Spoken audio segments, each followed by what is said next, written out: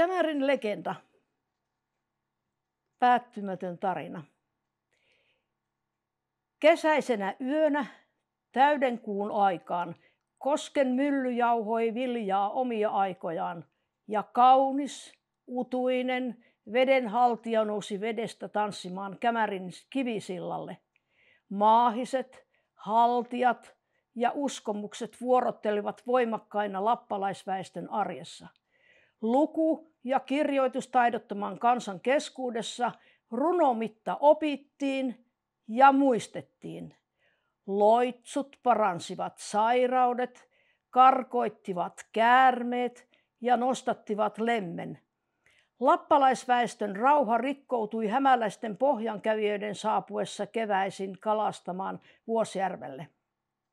Hämäläisillä oli osaamista ja varallisuutta, mikä lisäsi heidän ylivoimaista valtaansa. Lappalaisäidit suojelivat tyttäriään orjuudelta ja vieraalta kulttuurilta.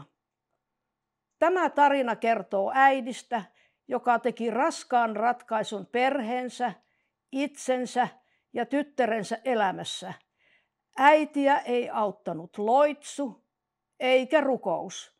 Hänen ainoa rakkauden osoituksensa oli ja vaihtoehtonsa oli uhrikivi.